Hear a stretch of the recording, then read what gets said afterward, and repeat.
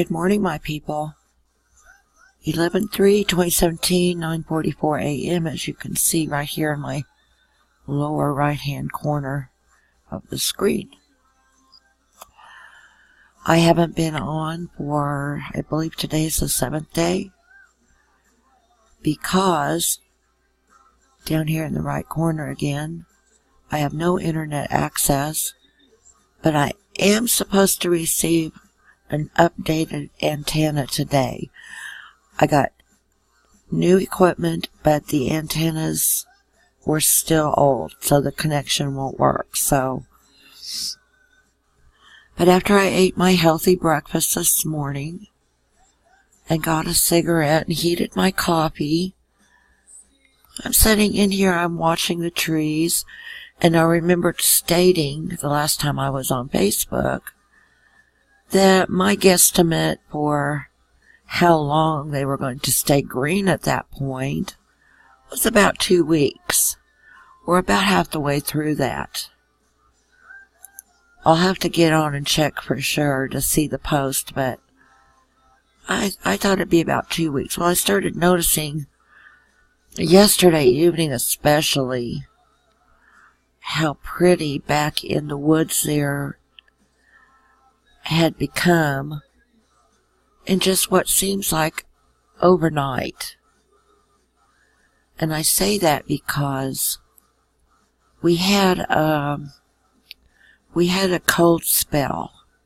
Didn't last very long. But see, I'm in southwest Missouri now, not central. And my phone had gotten cut off. I used my phone so seldom that I actually forgot to pay it. So I owed them 2 months worth, like $600.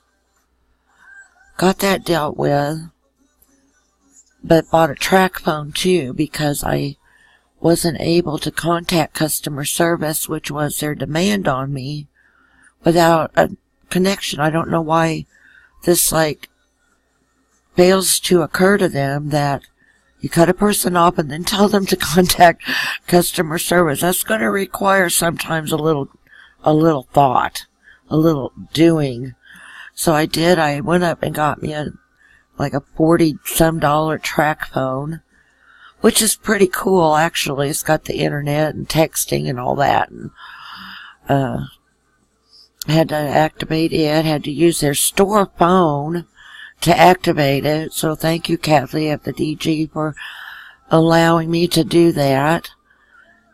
And while I'm sitting there going through this activation process, it had begun to spit snow. It was raining with an intermittent snow flurry. I thought, oh my God, I better be getting my jackrabbit back home, because I had gone up and not only got the phone while I was there, got some extra bread because it's getting cooler. I bought 5 loaves of store brand, which is Clover Valley bread, which is good. I mean, for bread, right? It's not $3 a loaf. It's like $1.25, but I make toast out of it, sandwiches. I don't have a problem with it. I guess I'm funny that way. And some extra paper plates, this kind of thing, and headed back home after that. So everything was going well, except for waiting for my antenna, which I was told should be here hopefully by Friday, and that's today. So happy Friday. And this is what I was passing my time with. Normally it's the jigsaw puzzles. Pardon me. My good breakfast was popping up. Couldn't do anything with that. Of course, with no internet. The only good thing about the jigsaw puzzles, I'll tell you straight up while it's on my mind, is if you can load a puzzle, and I've loaded at least two of them before, and have them after they're loaded, if you do lose your connection, like is common down here in these woods, you can still do the puzzle. And speaking of woods again, I was noticing the leaves falling this morning so gently, and the little bit of wind out here, and it's starting to turn, and there's still considerable leaves on the trees, but this wind this morning, I may be right with my prediction of the 2 weeks. I still do see some absolute green stuff, but, toward the center and up, mainly is the color change. And of course, I have to end up with a yard with acorns, and they're falling. But that's like 6 minutes of talking, just shooting the bull. What had got me going this morning that I decided I needed to come in and do a screencast about was houses. I had done a video about the lightning strikes all the way around us, or screencast. I'd done another screencast on the fires, the house fires that occurred around us and near us. And then this morning it was going to be about houses that we have lived that something totally has gone berserko with. Starting with that first one that my mom bought us, where our first son died and was revived, and they lost him again on the way to the hospital. But while we still lived there, our second son was born, who's 28 now and doing fine, is married. Today's shopping day, by the way, for that end of the family. And she was, she's so cute. She prints off some coupons. He said, well, she's busy printing off coupons like mad. They even bought a printer with a coupon, because that was the thing last time while she couldn't do the coupons.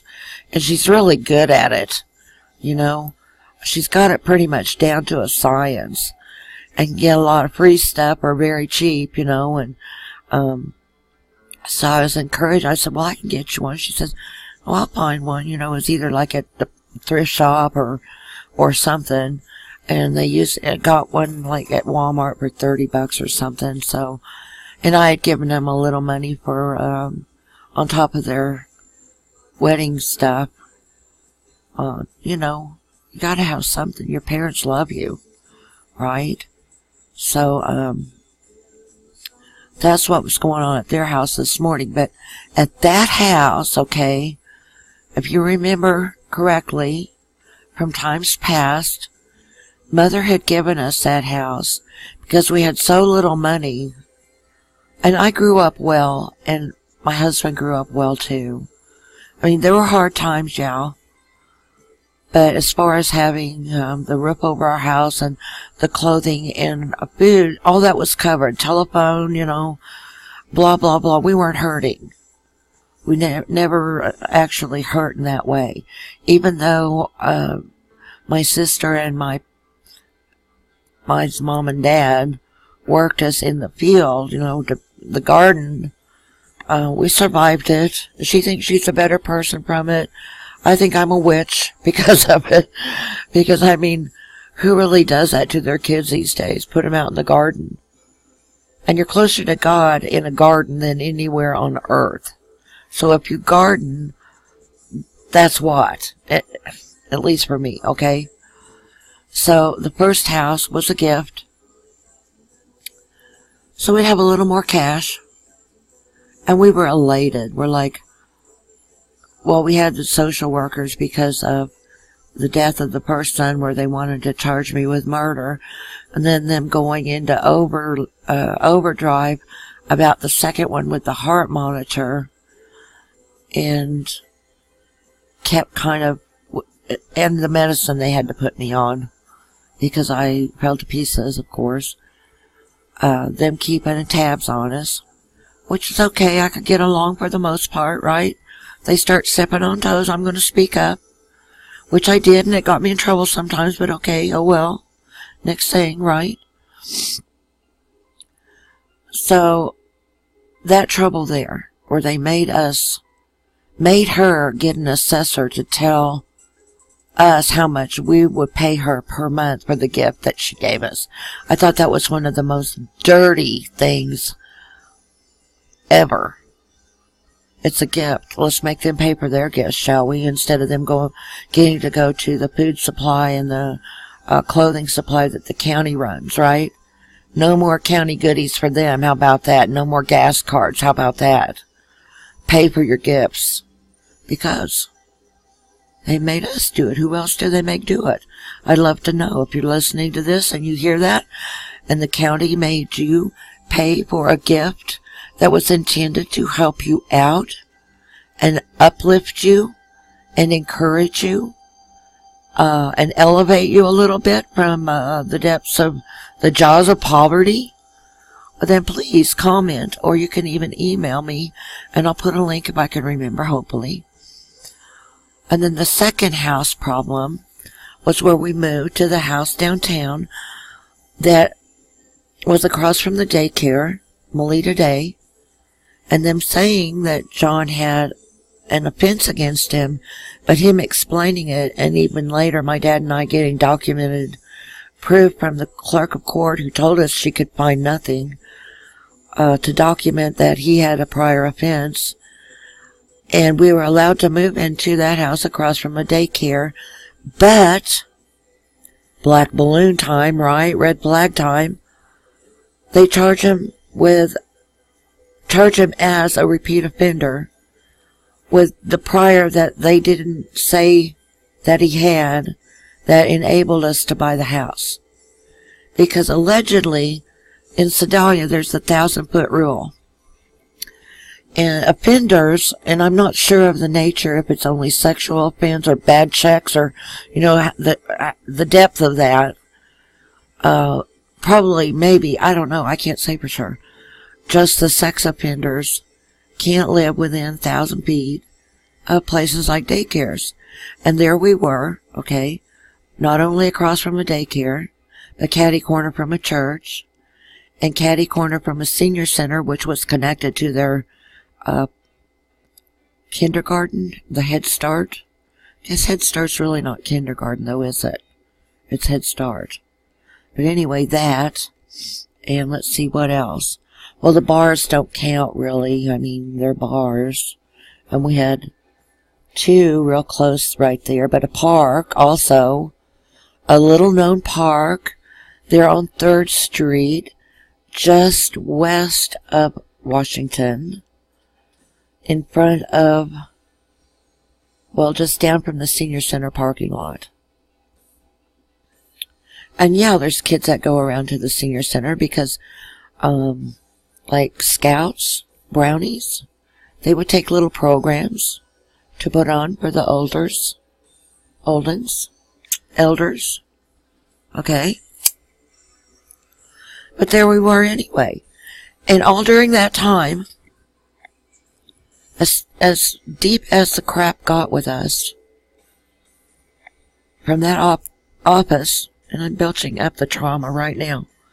Believe me, that's not eggs and sausage. I would taste it. It got so deep, but that never became an issue to say, well, y'all got this house, and he's an offender, and it's across from this and that, and he shouldn't even have that. Can't you be glad for anything? You gotta downgrade me and downrate me all the time. Well, she was downrateable.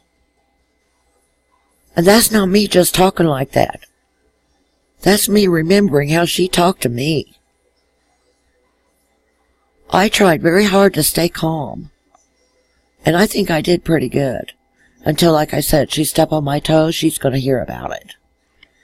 And that was pretty often. But see here, I run myself now nearly out of 15 whole minutes.